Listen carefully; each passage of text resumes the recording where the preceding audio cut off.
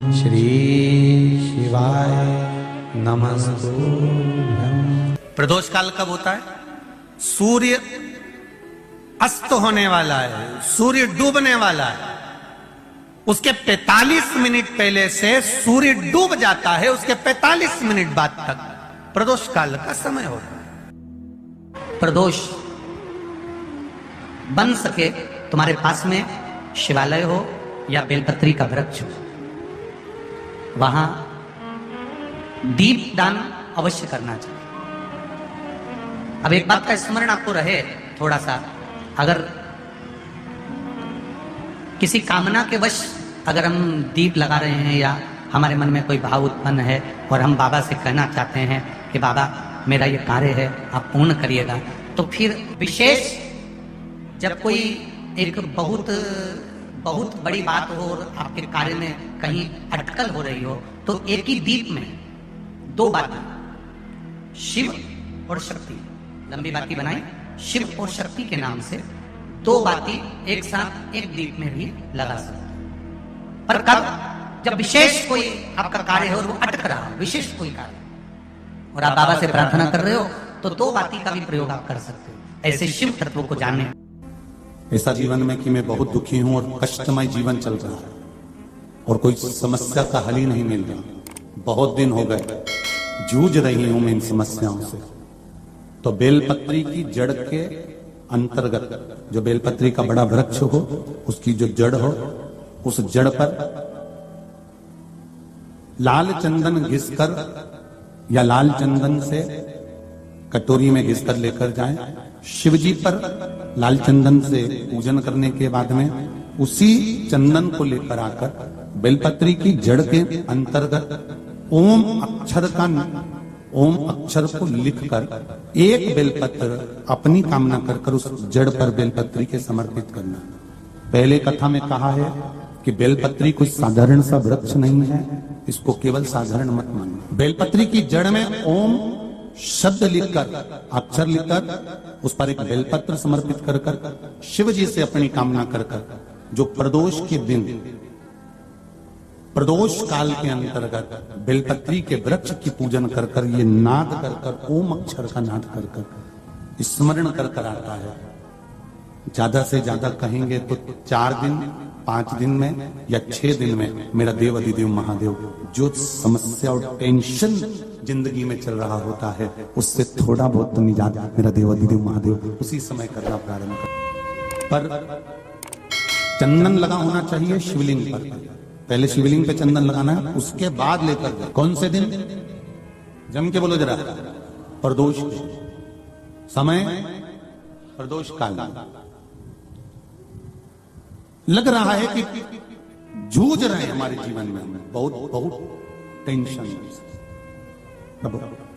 ओम अक्षर का नाद मूड होना चाहिए। ये शिवलिंग ठीक है, ये जलाधारी जहां से पानी नीचे गिरता है, ये दोनों पूरा गोल भाग, यहाँ से पानी नीचे जा रहा है, तो इसके बीच में जहां से पानी जाता है उसके बीच में जो स्थान है वो सुख सुंदरी का स्थान है, शिव जी की बेटी का स्थान। अब शंकर जी की जो बेटी का मध्य भाग में स्थान है सुख सुंदरी का, वहां पर आपको शहद की 7 बिंदी रखना। और जो ये शिवलिंग रखा है, इस शिवलिंग के तुम पीछे की ओर बैठे हो, यहाँ बैठे हो ना दक्षिण में, तो यहाँ बैठे हो तो पीछे का जो शिवलिंग का भाग है इस पे आपको चंदन का लेपन करना। शिवलिंग के पीछे के भाग में, अर्थात जहां आप बैठे हो पूरे शिवलिंग पर चंदन नहीं लगाना, जहां आप बैठे हो उसके सम्मुख भाग में आपको चंदन का लेपन करना है। आपको जो लेपन करना है वो लाल चंदन का लेपन करना है।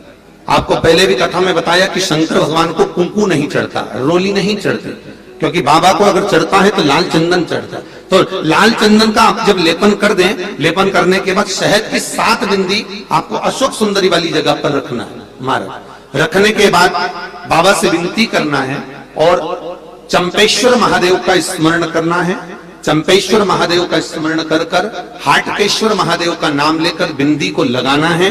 लगाने के बाद उसी बिंदी को आपको एक कटोरी में, अब बिंदी कितनी लगेगी, जरा सा शहद लगेगा, उसको छोटी सी कटोरी में लेकर आ जाना है। महाराज उसको लाने के बाद में शाम के समय पर प्रदोष काल के अंतर्गत, प्रदोष काल किसको कहा गया? सूर्य अस्त जब होता है, सूर्य अस्त के समय से 1-1.25 घंटे का जो समय वर्णित किया गया वो प्रदोष काल का वर्णन किया गया महाराज। तो उस समय पर नैनों में उसको काजल जैसा लगाना है और ऊपर की ओर देखना है। लगभग 1 मिनट देख लिया, 1.5 मिनट देख लिया, बहुत है महाराज, उतना बहुत है। काजल जैसा लगा। एक कटोरी में जो तुमने चंदन लगाया है उस चंदन को निकाल कर लाना है और आंखों के नीचे भाग में उसको समर्पित करना है महाराज। ये 2-3 चीजों में काम आता है। एक तो नेत्र की ज्योति बढ़ाने के लिए, जो चश्मे वाले नंबर हैं उसको उतारने के लिए। दूसरा, नेत्रों के नीचे जो कालापन आ जाता है उसको मिटाने के लिए इसका प्रयोग किया जाता है महाराज।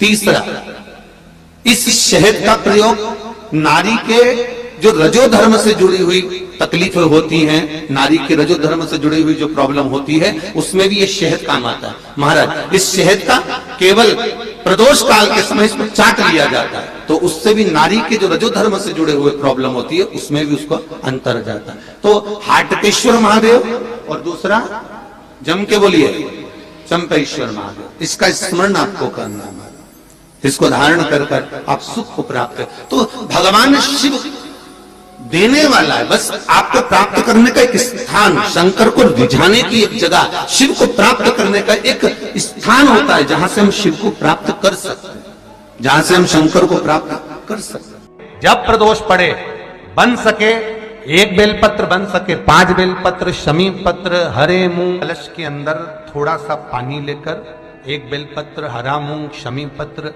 डालकर और उसमें थोड़ा सा गुड़ डालकर भगवान शिव का स्मरण कर कर प्रदोष काल में, मान लो कोई काम आपका बहुत जरूरी है, बहुत दिनों से अब थक गए हैं, नहीं हो रहा, कर्जा बढ़ रहा है, धन नहीं आ रहा, व्यापार नहीं चढ़ रहा, या कोई समस्या बहुत प्रबल है, कोई एग्जाम में बैठ रहे हो नहीं हो रहा, परीक्षा भी दे दी है, रिजल्ट आने ही वाला है, तो भी प्रदोष काल में, प्रदोष के समय वो जल, मूंग, समीपत्र और बेलपत्र और गुड़ का शंकर के शिवलिंग को समर्पित करना प्रारंभ कर दो।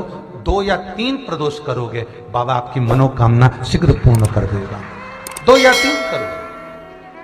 आली न जाता कोई